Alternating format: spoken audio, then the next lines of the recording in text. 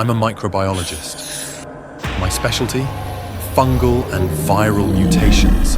If it's gross, dangerous, or involves things sprouting out of places they shouldn't, I'm your guy. It's a dream job. If your dreams include endless pressure, angry bosses, and occasionally dodging test subjects that want to eat your face. Most days, I wanted to curl into a ball and scream, but instead I trudged on, wearing my lab coat like a cape of martyrdom. Then one day, I thought, what if I didn't have to? The idea hit me like a runaway pipette. What if I turned myself into one of those creatures? Temporarily, of course. I'd be too sick to work, collect my occupational hazard insurance, and finally relax. Bonus: nobody could yell at a guy with mutant claws.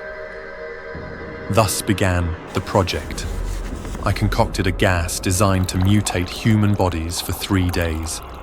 The fungal compound would dissolve and reconfigure tissue, creating temporary, horrifying mutations before self-destructing. Side effects included mild swelling and a rash, basically the flu with an extra dose of nightmare fuel. Perfect for taking a break without worrying about anyone dying. Step 1.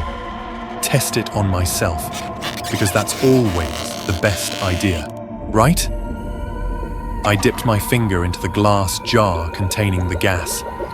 At first, nothing happened. Then, everything happened. The skin on my finger turned black, sprouting tiny fungal threads that twisted and curled like they had a vendetta. My veins popped like black lightning bolts, and my hand ballooned into a grotesque claw. The pain was intense. But an hour later, it was over. My hand was back to normal, save for some itchy redness.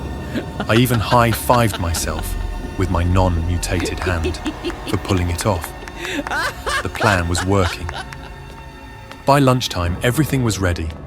I figured I'd reward myself with a nice last meal before my vacation. A bowl of pho never tasted so good.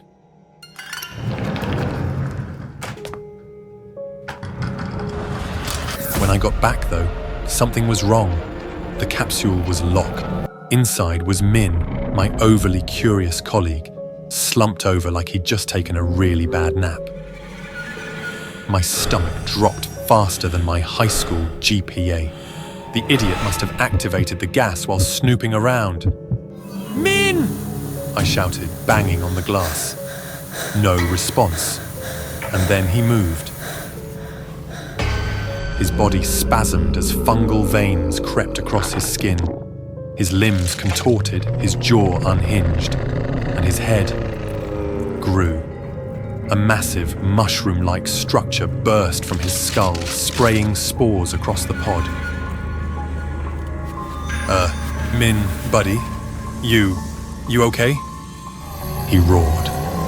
The pod door hissed open and Min stepped out, or what was left of him. His claws scraped the floor as he lumbered forward, a terrifying mix of rage and confusion.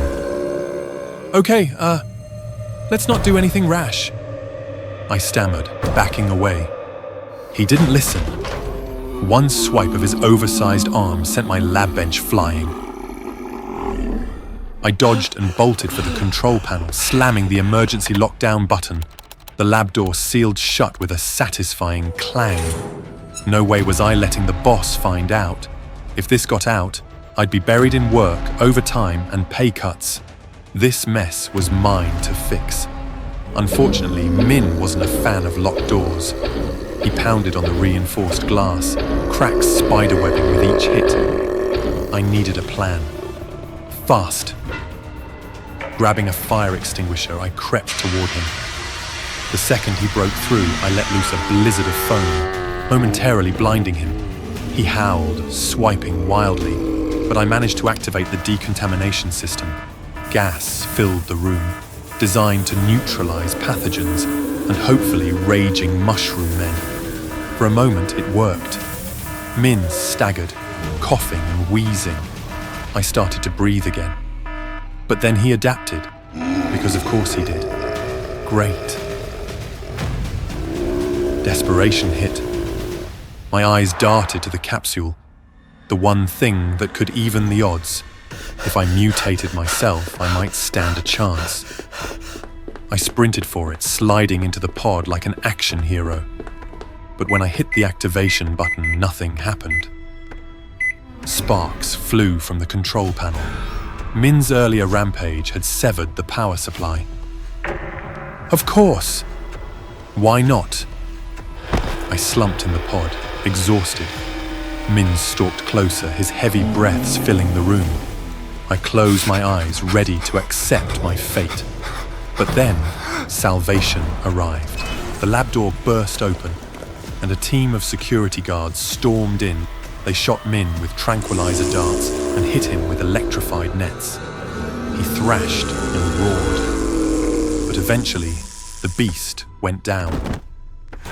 As the guards dragged Min away, my boss showed up, hitting me with their signature line.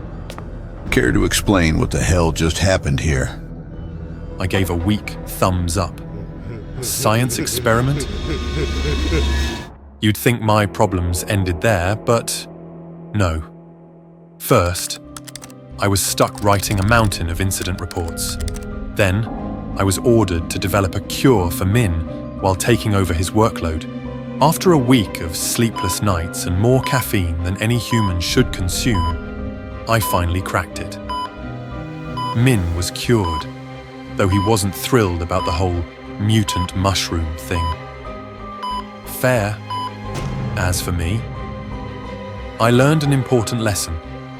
Sometimes taking a break is better than accidentally turning your coworker into a murder machine. But hey, at least I didn't have to dodge test subjects this week. Small victories.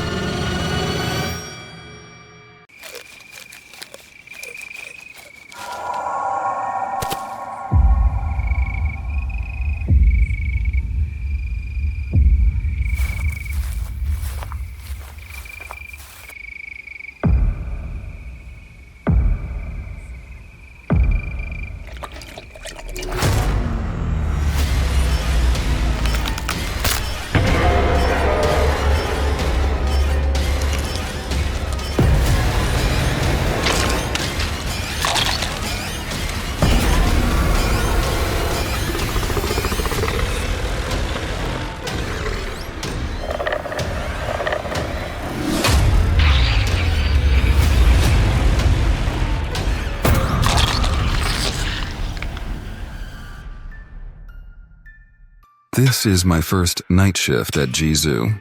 My usual job is to observe and take care of the animals here at night. To be honest, this job is quite boring.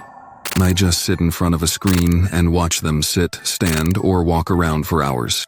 I look forward to 8 o'clock so I can feed them. At least I get to go outside and breathe some fresh air. It's strange that there are no other staff here besides me.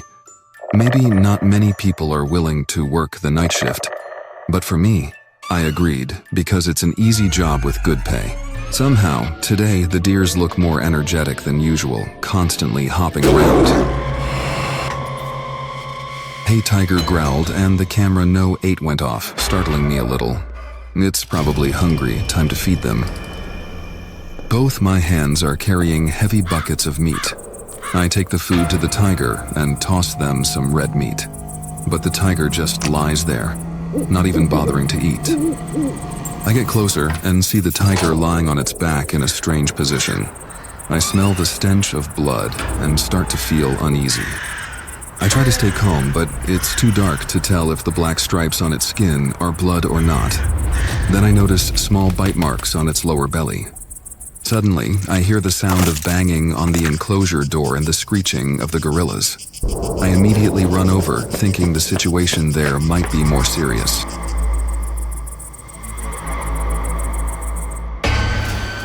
I run over to the gorilla enclosure.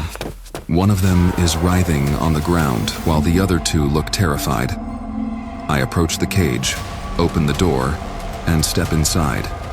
The writhing gorilla starts to mutate, growing two sharp legs on either side of its back, like spider legs. Its teeth are razor sharp, and its green eyes gleam with madness. Then it lunges at me. Fortunately or unfortunately, another gorilla jumps over and takes the bite from the mutated gorilla instead of me. I stagger back, in shock and unsure of what to do. The bitten gorilla starts to mutate as well. Its body swells unnaturally, and its limbs sprout extra fingers with long, sharp claws. The sight is nightmarish. Seeing the madness in the gorilla's eyes, I knew I was facing something far beyond my control. I quickly run out of the enclosure, locking it behind me. The mutated gorillas rush to the door and trying to grab me, but I step back, just in time. Their strength is no joke. This enclosure won't hold them for long if they keep ramming into it like this. When I first saw the tiger lying there, I sensed something was wrong, but I never imagined things would get this bad. I realize I can't handle this situation alone. I need to report this to Dr. Morgan. I never thought this job could become so horrifying. The sounds of banging and screeching behind me and the haunting green eyes make me feel like I'm trapped in a horror movie. I burst into the lab, breathless and desperate. Dr. Morgan, the gorillas, they've escaped. Dr. Morgan looks up from her work, her face pale. We need to act fast. The vaccine isn't ready, but we can slow the mutation process. We grab as many vaccine vials as we can and head out into the zoo. The plan is to inject to the animals and hope for the best. But as we step outside, the scene that greets us is a nightmare. The animals have escaped their enclosures, and their mutations are more evident than ever.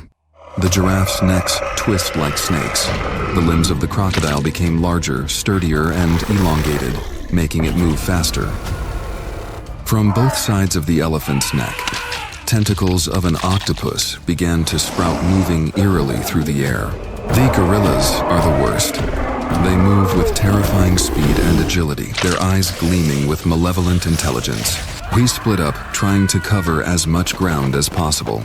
I head toward the zebra enclosure, hoping to inject the vaccine into them before they mutate further. The zebra's stripes swirl into chaotic patterns, their bodies twisted and contorted. I give an injection to the first zebra, hoping the vaccine will take effect quickly. But as I move to the next one, I feel a sharp pain in my leg. I look down and see a deer who has mutated with its claws digging into my skin. I scream and kick it away, but it is already damaged. I can feel the mutation process starting. I inject myself with a dose of the vaccine, praying it will work. The pain is excruciating, my vision blurs, and I stagger, falling to the ground. I try to stay calm, but the fear keeps rising within me. And as I feel the mutation process beginning in my body, I know this fight is beyond my control. I know my time is running out. Dr. Morgan's voice comes through the talkie like a faint glimmer of hope. Paul, hold on, we'll fix this. But I know it's too late for me. All I can do is hope that the others can stop this epidemic before it spreads further. The last thing I see before everything goes dark is the zoo in chaos. The mutated animals causing havoc and Dr. Morgan's desperate face. The silence of the night is shattered by the sounds of chaos and horror. And I know I've become part of a nightmare with no escape. I woke up in a hospital bed. Someone had found me unconscious and brought me here. The sheriff had a million questions, but I had no answers. My story sounded like a madman's ramblings. I am a struggling musician, decided to take a personal vacation to the remote woods of northern Arizona. I was desperate to escape my creative block and the overwhelming malaise that had taken over my life. For 6 days, I immersed myself in nature, hoping to find solace and inspiration. But on the night of the 7th day, everything changed. It was around midnight when I was abruptly awakened by a noise. Groggily, I reached for my phone, which was ringing incessantly. I stared at the screen in confusion. There was no signal. So, how could my phone be ringing? The caller was unknown. Hesitantly, I answered, my voice barely a whisper. "Hello? A voice, cold and urgent, came through the line. You need to be ready. It knows you're there, and it's already here. It has come for you. Who is this? Who am I speaking to? I asked, the exhaustion quickly leaving my voice, replaced by rising panic. Be ready. It will be there soon. Don't open the door. The line went dead, and my phone blinked with the word "signal lost." Before I could process what had just happened, a deafening boom echoed through the cabin. The walls shook, the windows rattled. I turned towards the bedroom door, my heart racing. The door was closed, but it was shaking violently, as if something was trying to break in. Boom, boom, boom. 3 knocks, each one more forceful than the last. The phone rang again, cutting through the noise. I grabbed it, my hands trembling. Another unknown caller. Shakily, I answered, not daring to speak.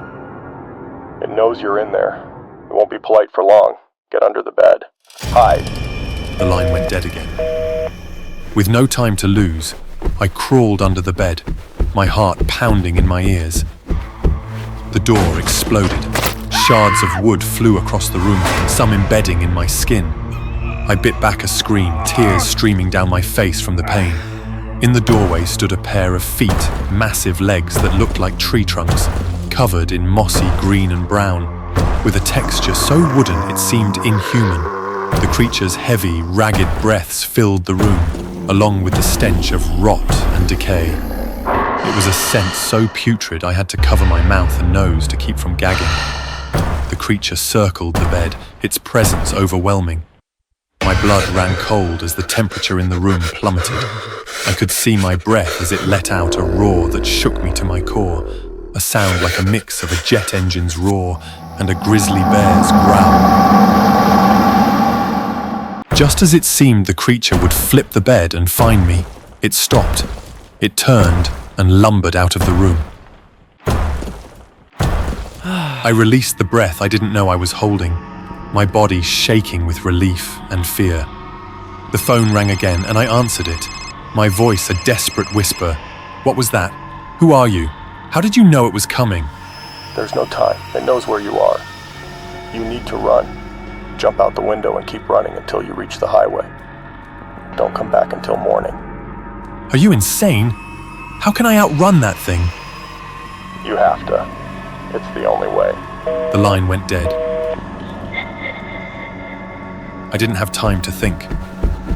I bolted toward the shattered window, adrenaline coursing through my veins. I dove through, slicing my arms and legs on the glass. Ignoring the pain, I ran. The creature was alerted and began to chase after me. Its massive body, reminiscent of Bigfoot, caused the ground to tremble with each step, and trees fell in its path. I ran through the forest, the sound of the creature's heavy, ragged breaths and the crunching of underbrush behind me.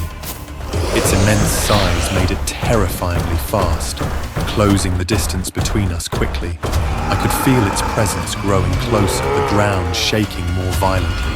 I dared not look back. The creature roared again, a bone-chilling sound that spurred me to run even faster. Suddenly, the forest cleared, and I saw the faint glimmer of the highway lights ahead. The creature's footsteps grew louder, its breath hot on my back. I could almost feel its clawed hand reaching out to grab me. With a final burst of energy, I broke through the tree line and stumbled onto the asphalt, collapsing in exhaustion. The creature stopped at the edge of the forest, its glowing eyes glaring at me from the darkness. It let out a frustrated roar, but did not step onto the road. I had made it to safety, but the terror of that night would haunt me forever. I woke up in a hospital bed. Someone had found me unconscious and brought me here. The sheriff had a million questions, but I had no answers. My story sounded like a madman's ramblings, but when they checked the cabin, they found the damage, claw marks in the wood like nothing they'd ever seen. They dismissed the phone calls, saying there was no cell service that far out. They thought I imagined it all. To this day, I don't know who called me or what that creature was, but I do know one thing. I am forever grateful to the unknown caller who saved my life.